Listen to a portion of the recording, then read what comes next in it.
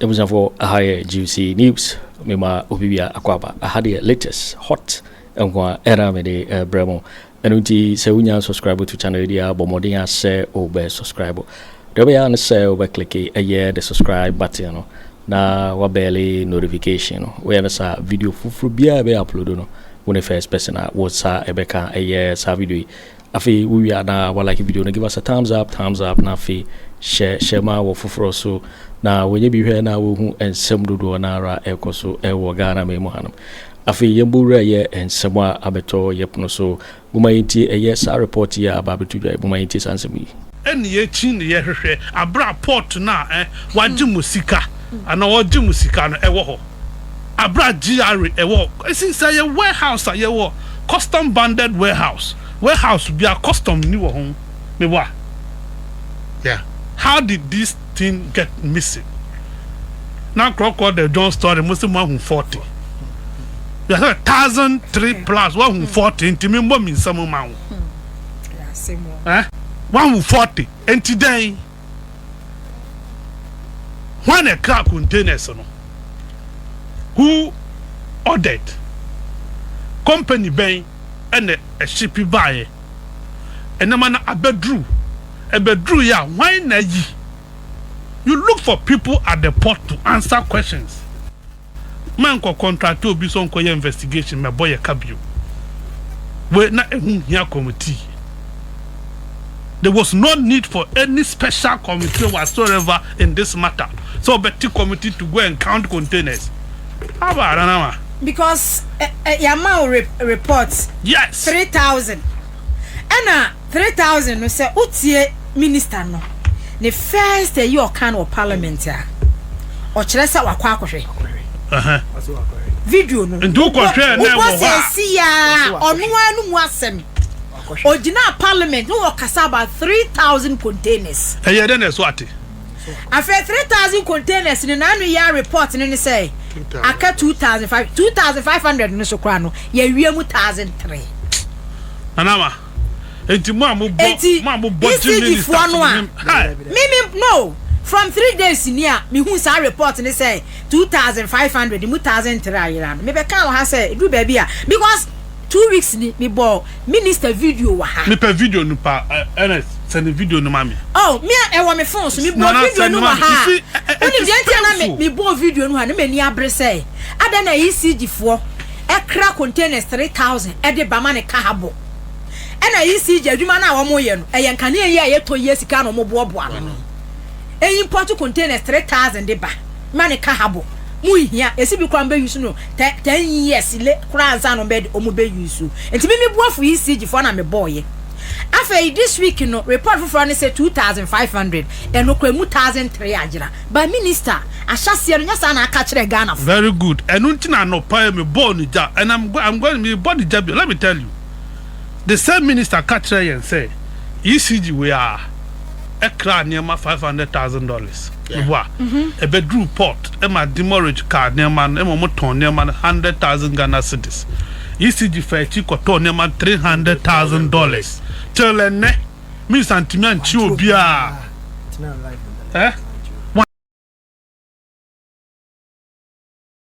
Ancho bia wo want me ama o man chu bia wo e na sika no so $500,000 internet eno kra wan chu bi na nye we $1.5 billion come as amudi na and ken 650 no mo kan no nya no kra ho then ko 650 ena kwadwo no then ko 650 ECG for na imported buy ECG or managing director. Yes. ECG or board. Was your mafia up to now want to meet you. And a minister who did television station China Muchi Websona Mudi. My question. Wouldn't baby minister no sabi no cry any baby. So what she put the bar. Now cocoa ye are na. So no say container no. Yam farm Mount Fanko warehouse.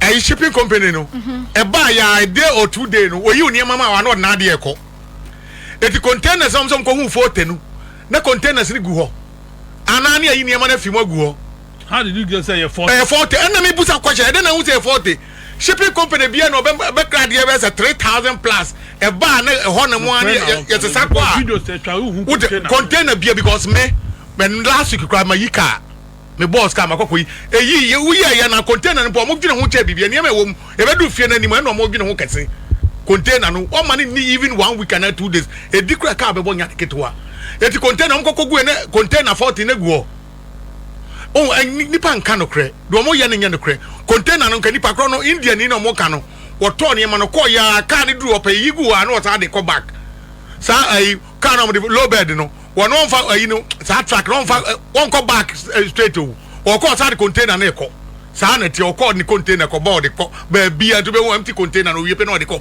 e ye dan e na container nda so gu ho no mo so ko enko to only for ko 40 containers na gu yin fa ni ayi machines na gu ni ayi machines ni gu on ma na be den wo say e 40 say yi container boy 100 mu ni amagu on ma be den wo say 20 and 30 and 100 yen kan no krema Ghana for hu say ye ba ne de no kre na eba politics aye ba ye na nkrofogi ye tumu no eno ana se de ko eniema nsisi niema bi so ye eniema bi ntuto ye eno wo say say ayi minority leader e wo issue about isi jimunti no one day omo careful issues no the same thing emran this kokoto aba da mango issue ba ye hanum miami nua we are host Kwabena me ni nya banta wa den say because of ayi John ne brother abuka ho ntino nya dia Adam ango don be anyway entampa chief executive first second wa Ghana water nya dia makwa say de be ya won kokonto kwampo na MP no ayiram so kai ana bugina po ye MP ya kan ya miami nua ka kire say da bi o ye say ayifo no constituency for in cooperative so what do me asem ewo commercial court the Supreme Court gia commercial court na asem ye gi docket na oni ni asem according Supreme Court asa so far to aba wie national for take over na asa ada na be constituency for cooperative let me busa anya bia say because of me question because of wentie o example normal me ma example because of Afenyo Markin ti issue when na metima ka kire o mampani ne nkro form de be won be ye san this for be ya den sa asay ECG case bia ni wo 500,000 or 300,000 o contain na o won be to na nansese ma kire ye issues aba mi na me ka na akokwachi we Chinese for you want Ghana for no ha na me you want Ghana for no obi o to ade ame mata de nipa na o to no po hwehwe na me am to e de woni abnem so to makotum ana we oba be ka kire nipa me yara me da yare mpa so me say enko fa be so mo kire say yagi me ana unim ana China ni no kra no de panyi na ankasa na omo so odwane omudin so eno omo so muntimi fantoga wonti picture no so fa ma wasi ni din so for security reason to omo amu who security na no watch omo de na me me reka wa Accra FM a na me boss awiade aba na wa be chi me we now de be call boss no say money din okay kwame mo ma me videos because seriously adia minister ya onu na elidi oni national security for na ball so me say o ma ko ball bi so akọ eyi kantan bi no mu niema ya okra de ECG for no mu import ade ne ba Ghana no wo mo wa ha ECG for no mu ye importation ni wa ha customs for no mo what ma ha So aluminium that's the product you are seeing. Aluminium rods. This one. That's the final. Aluminium bars, aluminium rocks, so yes. Or aluminium bars. Now, you can see it has been. So aluminium. That's the product you are seeing. Aluminium rods. This one. Yes. That's the final. Aluminium bars, aluminium rocks, so yes. Or aluminium bars. Now, you can see it has been ongoing for so many years. From the intel we had here. Their own workers. This has been going on from 3-4 years ago. Yes. They were producing these products from the ECG cables. So it's not even a new thing. So you can imagine the amount of money that they have been able to get from it. And now people sell it very cheap to them. From here, I want us to go and then you see the modules, how they conceal it. They have a warehouse that when they buy, they stack all the cables there. But it was full, so they have to devise another way of concealing it. So all the car rims you are seeing there, it's not rims. It's actually cables. They have packed the cables there and covered it up with the rims. So we'll go there, you look at it. They will now go to the warehouse itself and you also see the quantity of cables we have there. This is their firehouse also. You know the other one we saw firehouse. This is also their firehouse. So all the cables are brought here. You can see some stuck over there. So they burn it here and use it to produce all sort of different forms of the aluminium products.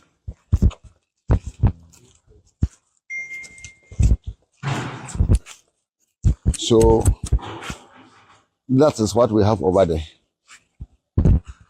So they are in the process of melting all this.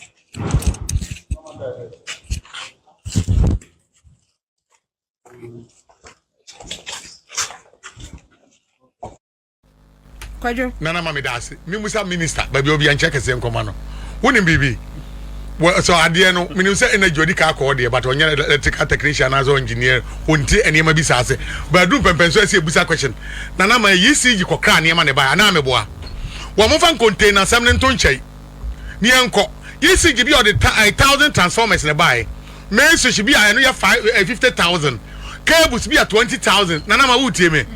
And on as a young calculation say, Anya be a look at some of the cables be a 20,000 quest never ba. And on as the containers of the Chamun number at all your container. Nana container means what? Shipping companies because what ship are the brewer. What buy and now beko you near mana go on day. What the container call? It is a container no more no money container no. And I'm interest more than container than 10 year woman. And as a busa minister anya bi o John dia wo kan yente wase e bi sun sida na bi sida ya wo nam ball social container no forget ni ewu ade kra yisigi for kra ye e dia poti no mo kra ye yisigi for ko kra transformer ananso mo kra cable ananso mo kra bus bar ananso mo kra main switch ananso mo kra cut out e dia poti no mo kra yo mo de ba ye nti ana meters e no mo kra ye dodo say quantity say e na Ghana receive say e na dia kan wo he e no na ese busa na what say specifically near man be on post or yempa ya no mo hwe weather no ene the country na ekono ene o mo de ye well specifically o mo ye magana na e ba ye no ye ka se bia ye craft transformer bia 5,000 ECG bia ye nsaka mu 2,000 3,000 no ene akodi nkrofo bi no mo sa ton ama ye ni ate ase ne to nam wure mu hwehwe container ne ade ade no akwadwo mi hu ye no ya chi nkrofo na suspect no ene a lead to investigation baby a eniema ni bi Ana makati yes. Ya tia ye make arrest national security for anasa police force national security for e make arrest ya Dubik ena do Dubik ko endo oba ye no na e bia Afenyo Markin ye board chairman na oni na approve ye procurement any custom for no any energy minister say ye che wo mu a o mo ye suspect ento mu na be lead to baby a na ema na de se say de wona mura mu pe container suspect bia anka ho containers you dey so enti say no minister person o kire say omunim baabi a containers ne wo ayede no omuhu baabi a containers ne wo ayede no omuhu ye ya wo koso so a chesa adwene woni timu po en kire say enkrofo bi na say ko hwom na o ye de ye che omo na no sa me no na betra radio ahanum sa na national security fu ekokoso a Ghana dollars container ben edum yerukai anu say ye hu baabi ko si ye okay. So I'm with the Bank of Ghana. Under investigation. Up to when? The Alaji bid the yes, Alaji Jana my nipa for up to na yenim de kosi ye. Yes, sir, we ya de pese wo munya we say ye ade na ye de kokum nam ye de ba ye nam na ba kama. Ye mata bi mu se bi nyankofo bi metwetwa nkwase na mu ye ne nkwase wie. Awoti ase enko kesi nkwase kesi nkoda nkwase na. Ye be make sure said bibia be hwemu ye eniema ekoso nana we so da ho na oti asem a minister ne ye di na otim say emfa kwa mu kra wo beto twetwaje obi amonka ehu nya za information po be ba bonten na Ghana fo anya asum dwe ne anku anim wotima say yesigi fo na no mo na nana woni mamu no ye directors kakra no mo ye panifo bo no woni so mo ne ya promote bi ama bi mu ekura positions no wo mo no mo ho no wo mo ne no mo hand no mo head ho the way better ne ya ye nana ene wo wi anu aka say wo ye minister etienti o wo wi na wo na nwura wo na mo opede container dia na hwe container nim container na 3,000 container dia na ne wom ehun nya the name of the container mo bo eniema be na mo kra bae mama Ghana for who the cram krabai near who by Bikran Yamane walk say do na ba any zanka yana zanga because to allege that the matter is when you say ECG for Yamana no more crano individual phobia ekra muniama nana individual phobia crown cable suni ade and on the goo ECG near manimu eti baba dru ye no on shops na allege your press square near mom to electric no e ba ni year no makofo mo fa kira kwajo muniama eti anu ka e fa say bia wetua 1 cedi a e bia wetua be 50 pesos then they Ghana na tua idea ba wo de no abefa niema what am I say eti container and wetua ba enkofa akopeka omuniama fim kofie correct alaya enter la manya no cry intel na wa pick no minister say ejina parliament catch the Ghana for say ECG contain so documents e wo ho e back the minister kan ye container be to wo na hwe ni container ni eno yemfa ho na hwe ni container ni kwadwei o ma be fa ko a ye nim no ya mato ase say yes ECG e import containers 3000 e hu sika ene ye yidi afi ECG account wo import dia na wo container ni mu ene mpese me wonu anza mu da bia ni container ECG container no import container dia dey what be build this stadium and what be build there because kunwata Asante Kotoko stadium no one the container na build here ECG na ECG for pe we na no pe containers dey build bibia na ana so cry bibi na wo container nim mu de container ya dey e dey na wo container nim eno na ti agine ho wotima se and as minister to ka bibi kire na minister dey a wo ye na me ka kire we dey ntwa ye o we dey wono ne sector dey ko ne dey nkoyie kwaya ma usene eno ane ne ensuo tokran pa light enua bubugu niam so by slego on ade a enua bubu agu high tension na ade mo for to twa ne still na mpone ko for dum so because of the wa obabon to kasa ne ade ro na mura mu pe container na wa hwe ya be ka se won no amadu nso aba wotima se ena ade akora unim e ha adwen ni say the way I started the free year 3000 to 2500 2003 year no ena all canon so say okọ onu ankasa so okọ temahaba ho no mo ena okọ hwe na 5 nti unim say MPP fo gina sa asem no so ena o mo de jeje niam ya uhu bi wo social media no no mo de sha say MPP fo omo twa unim say omo twa the first video ma send video na ma do kan the parliament say 3000 omo twa no ena omo san so atwa video kan 2500 ena omo twa do say 1003 ayira because utie ni first video no 1003 na eyira onu ne pensu ana utie onu ni video onu ni first you know kan ye no a o say oko I don't know say betimi abo a why not so what mama me dia mama me brother kwa me dia mama ni video no me fama me ba me de makwa me Cecilia enti wo ko social media ba bia Cecilia melo me mamu video we eno na MPP fo no use they say so mu use because one no nya baako wo kasa nsisi so enne wo kasa ade cha no akasa yi e be da na nya no be use position e de ama nipa na position kitinkiti o eye na gi minister na e de ama no obi adika kwa wa akototo ne pa bone wo ama nsem anko yie etu kɔ de so make sure so wo wani beto wo na bibia nso beba bonten abekasa no no adwene hu mienu ansa no aba bonten na me busa bibi o kanya bia issue we nka minister na so okɔ field na na adwuma no ya minister na ma bonten den wokɔ adenta ECG a ma me no ho ne Benedicta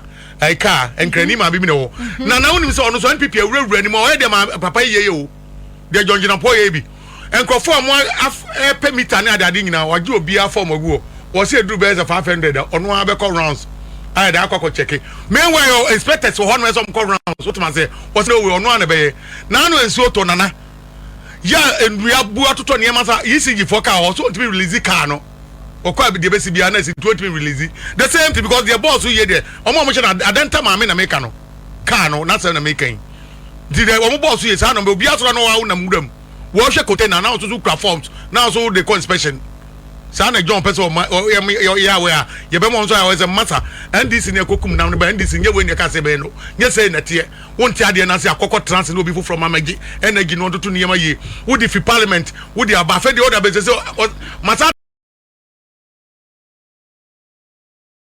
say so come be some container be 30 something bizu And also so na so mako hu bi se obabi ti no mo ye ho research.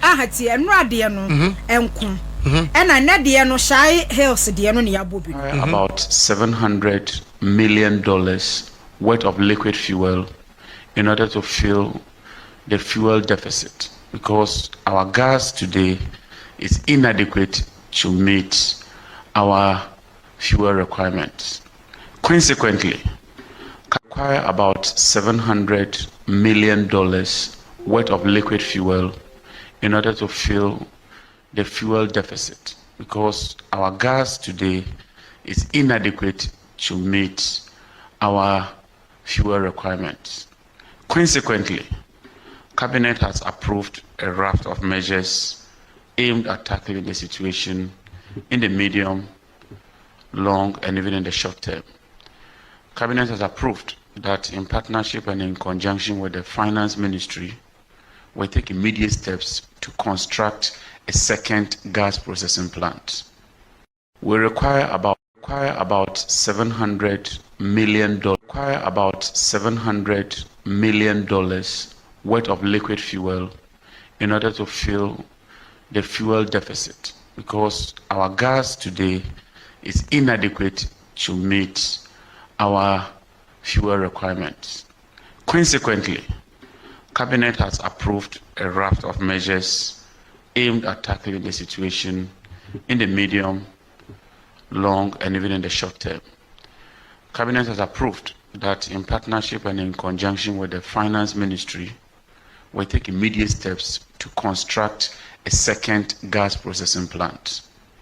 We require about $700 million worth of liquid fuel in order to fill the fuel deficit, because our gas today is inadequate to meet our fuel requirements.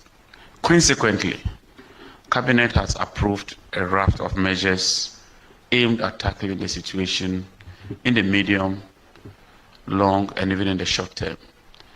Cabinet has approved. Ya bo wa hada enti farmer no mame na mon farmer kwame ne yembo na Afenyo Markin akasa afa ho ewo parliament na yembo no. Because I'm a businessman, the first question I ask myself is that how can ECG award a contract? And when the contract is awarded, all the person does is deliver at the port, present bill of lading, and request for payment. I said, with the greatest respect, I don't want to use a word. This is Parliament. I was shattered. I said, how? And ECG would have to pay. So I realized that ECG was paying a lot of bills when they have not even had access to the goods. And when you ask them, I asked the procurement manager, director of procurement, a question. I said, why did he say, oh, chairman, this is the practice since. This is the practice. And they will bring you document. I listened to honorable member for Sekendi, lawyer, you from Sekendi, question meeting. And I am adopting his submissions as though they were mine. The time has come. This politics, somebody says MPP, NDC, it's a system problem that I will any day support this minister to embark on reforms. How come containers at the ports, containers that have arrived, the bureaucracy at our ports, they say the containers are missing. Mr. Speaker, it is true that when these containers come, there is some connivance with some customs officials, and they sell these containers, these cables that ECG needs after the supplier has been paid. They sell the container, and then people resell back to ECG. Are we pretending we don't know? Instead of us to pay attention and kill the rots, then we come here, then MPP, NDC, so now they say, oh, maybe it's happening on the MPP, it's happening on the NDC. No. An honorable minister, I know what you can do. If we can give you support to do it, you must adopt a posture, a non-partisan posture, and tackle the rot. But if we all want to, because I'm a businessman, the first question I ask myself is that how can ECG award a contract? And when the contract is awarded, all the person does is deliver at the port, present bill of lading, and request for payment. I said, okay. Me who say any floor of parliament also Afenyo Markin kokawi. Because omu nyina a suspect. E was a case we mu. Who say won't be your wajuma? Who nimu left and right? It will make a can be actually. Say see to me acquire yes I name my phone you bet 2 as a cry. What's the one master board chairman? I'm a near when you now coso.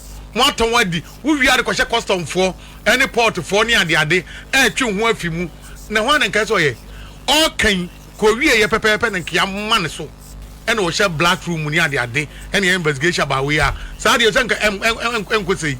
It was someone so be now one ball as social container. Say no mechano. Say what India near or coach on the 1 day, confirm much your mom day. They may people do big and not in them Juru. And not in them Juru. What am I say? Mimos non in them. Neniaje or Wiki Babu, Koba, any other day, or Yamdi, or Sabi rot and some fool wing now come. You'll be among friends that will be answer question. Yeah, we are board chairman to parliament, work a cancer bill and some phones. I will be a twin friend. Because Afenyo Markin and some work as a board chairman, on him say ECG near my 1 more year. And yet, as some way say near Pia, Afenyo Markin, one more so that. So this is not the first time ECG containers one more time near my individual. And Johnson make her say, and yet parliament now Afenyo Markin Kojina, a can we. As a former board chair, Edema ECG no, or your suspect. I was say you're picking for investigation. I was say you're picking Dubik. The Dubik query the buyer and sana NAPO and sana customs for. And Afenyo Markin says somewhere in the original parliament I work on. I was say investigation papa be air cost. I want more. Now we're leading the ECG for a leading team. Akwa baby chrono muton containers. Ekoye. And your parliament now Afenyo Markin ever can we say Nana me wunim de amwa Afenyo Markin so be investigation be no wo boa minister any nam warehouse any bush no ni ade e cheche China for ni India for no be boa investigation eso no one of boa and say picking by force say picking Ghana for na nkasa first omo ye suspect omo lead national security for ache omo ye involved. Na adere nso aye kan sika container be ba ko cost $500,000, $500,000 aye kan se mo no ma se eni ma na wo enu kra mpo no unim ye na mo value 600 and something na unim one container cost $500,000 na value no wow minister di value ni ba value no body ba na cost $700 million na de wo kan no one container na niema e pa ye nyina anye the same niema okay prices anye the same thing okay even if it is a cable mpa system cable no 1.5 cable anye the same cost ye hihye ne mama we dey board in chewe transformer will be mu ayi bus bar will be mu and just a different thing different thing cut out the meters na ade it be value different to me anye nyina so value nyina the same we are not value the same it is Mr. Minister, bedu baby, we are here. One crab be the main suspect. Debbie, so one can some year. You have a mouse, you have a question. Yeah, Minister, estate in Parliament or say, and near money or cocheno, a container, no, a container,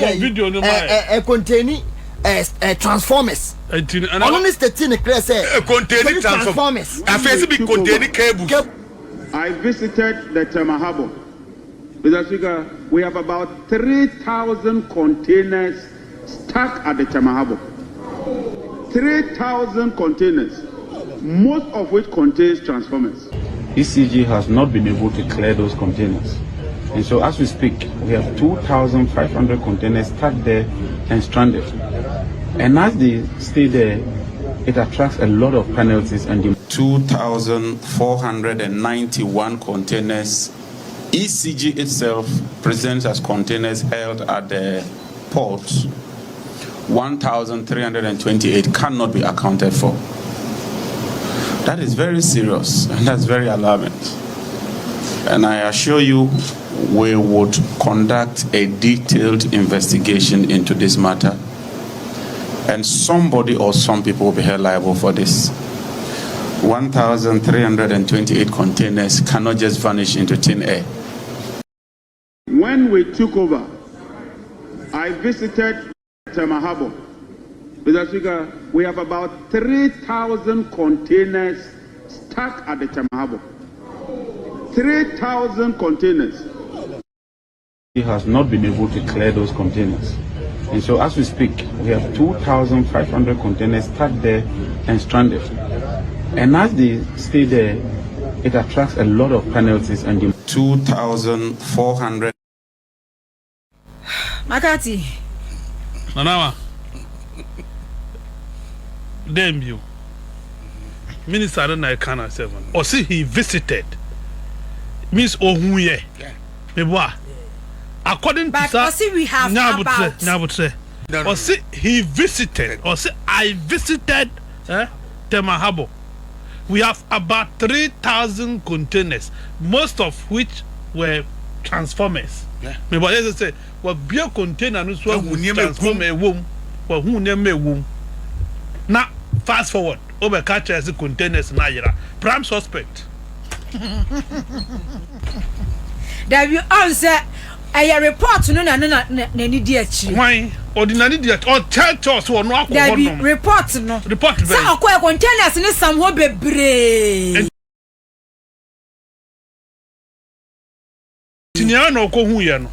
Say container report na onya no kwen. They are na containers ni samho no. Mama, don't confuse your listeners. Don't confuse your listeners. See, this is the minister speaking. And yes, ordinary ko hwe keke o. Or see most of the containers about one not he wasn't specific. Play again. Or say about we have about 3,000. Most of but about literally say betimi aye 3,000 ebi so enye 3,000. To the 2,500 what do you say 2,000? Yeah, 2,500 no. About 3,000 more than 3,000. Mambo, and no say na bro. It is more than 3,000. Aka 2,500 with the 2,500 mun famra. Yeah, 2,500 naira. And your may woman, transformers. And nano chio mutimbola so nanti. Come transformer be ho. Transformer be I. They are not telling us, showing us cables. Oh by the way, wow. The reset people will be resetted.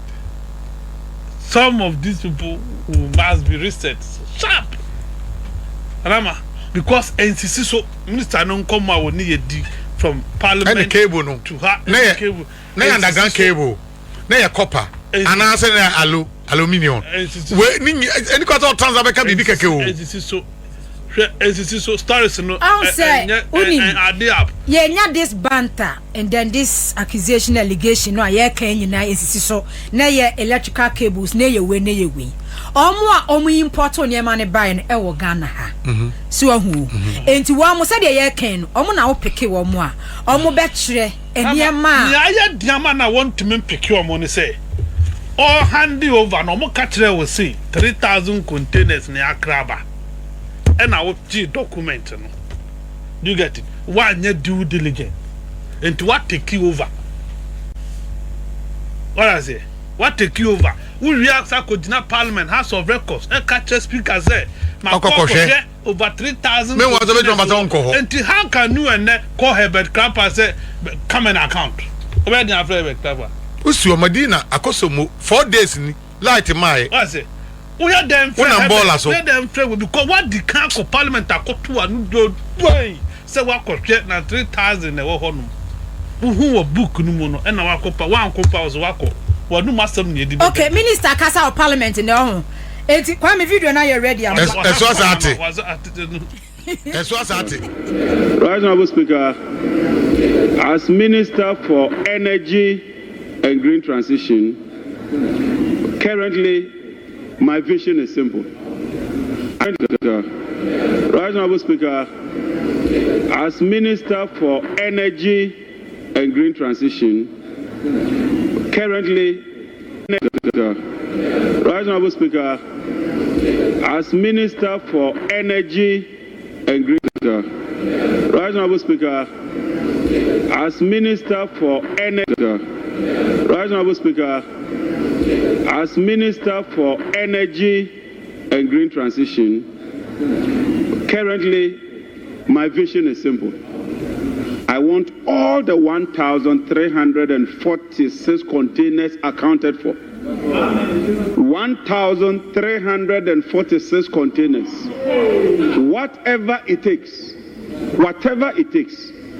I'll bring those containers to where they ought to be. Mr. Speaker, let me set the record straight. And if my good friend Professor will listen to me, there's not been any inconsistency. At the transition committee, Honorable Agyarko was there. As Minister for Energy and Green Transition, currently my vision is simple. I want all the 1,346 containers accounted for. 1,346 containers. Whatever it takes, I'll bring those containers to where they ought to be. Mr. Speaker, let me set the record straight. And if my good friend Professor will listen to me, there's not been any inconsistency. At the transition committee, Honorable Agyarko was there. They gave us a figure of 3,000. Then they told us it had incurred demurrage of 1.5 billion. I was sworn into office on the 17th. On the 24th, I visited the harbour. At the harbour, I was told the containers were 2,500. That is what aroused my suspicion. I didn't say at the harbour that the containers are 2,500. I couldn't have counted 2,500 containers instantaneously. And so from 24th, I went to brief the president on 27th. And by 31st, I had established this committee. There was media coverage. And we took Professor Senyo. He's a chartered procurement expert. The report was submitted just this week. It was during the presentation of the report that the committee told me that contrary to the figures they were giving you, over 1,300 containers cannot be accounted for. Right Honourable Speaker, as Minister for Energy and Green Transition, currently my vision is simple. I want all the 1,346 containers accounted for. 1,346 containers. Whatever it takes. Minister Kasa of Parliament ne. Or say 1,340. Be make sure say 1,346. Obe make sure say yes abe kan container. Nanama. Me person minister, me kanche minister say. Me say na need enu obu. Me catch and say. Ye container na Ghana for hwehwe. E dia na o container ni mu eno na Ghana for e shape ayisi for shape say o ti amfamra. And when empty containers on number so hwehwe no the empty containers be dia na de be. Go bia ni man but baby a wakobie no where empty. What say? Warehouse o mokoye no se wa videos ni bia cables gu ho enema na cables no ko wa hu container. Nanama. I bill of lady na omoje ye no. Eno na eso mo hwe niam adodo ayehia ade ayehia no eye container na ena mo de na mabonte no. Okay. Ah, what cry BMW na BMW she container mu a we ka nko BMW no ka ne bodo modin ene container na yifim ne de mawa wo ka former president bi a yes according to your leg say ne car tie odi ne gu mu a president ba ku 2 years okay. Media me ante. Actually ye ka man odi ko refuse okokọ car tie ni man atwi nim. Min kai hwe. Wo pade na ne wo me car tie no opedi wo mu no. Ti mun kan che minister say enye container na ye hwehwe. Ye hwehwe de cry yi si di cry by content ni ye hwehwe. You contain every mini container now okofa empty containers different place what the business when for ben also. Okay. From no name Chief Justice. And go for more test no. Omu nyanto boase. Testing the beba sa. Yen ye pranse ba betra aba be pempankrofobia. Womo obia Kojo abo training yankopon da Roma na na madu abo me fi mu. Ne em appointment na me koto fa pa so a. Mo mete me. Na se be gya yenye. Saa na makati nya bia. Saa na be na ma ye ma obia ba bia do be ko bia me se do ko. Ukodi poradmo chade. Ye do ko ho no mo a. De be to okra bi pa be onwanwa. Ye be huru pepepe 1 2 niam ye. Na so koto flower ba be si wonom be $500,000. After be gya. It will be andis ni bi atifia di bia ye di sa. The papa ne kan insisi so ya de ya mama pempa ba ye pesa ba we ese etimi ko be 20 years we bonus we nka ho omampani we nka wo Afenyo be 16 ne we account 20 we ye mistake be clear off nipa almost 7 million to ye no competent people benches say good we will change you no quite no we will change you yes so the anyabe bu amanfo gari wa ye best sound ye mount trauma won say niemu ye best sound energy wo you expect papa and this we expect okwa break at the expect okwa foreign expect misinformation they make out no for the make out misinformation you 3,000 you misinformation Akufo Addo energy the same energy sector okay Agyarko to onwuram you pam na up to nya na nche no eti ha no udi agro dia you be change you okay abusiafo the government needs to look good and the government is looking good. Yeah, that's. Yeah, more beyond time. For that then. Yo, it is for Winnie and someone about beto. Yepono so Mikao say so. We subscribe to channel idea. Bomodi say over subscribe. Now, while like video, don't give us a thumbs up. Nafi share my wofufro so that when you be here now, and someone ekoso ewo Ghana memoir. Also, bet me otchere wadwin afaye. Some way you know ewo comment box no mo. Mobeti minkabi in my next video. Thanks for watching. Like and share the video. You can also drop your comment. Please don't forget to subscribe. Click on the bell to turn on the notification.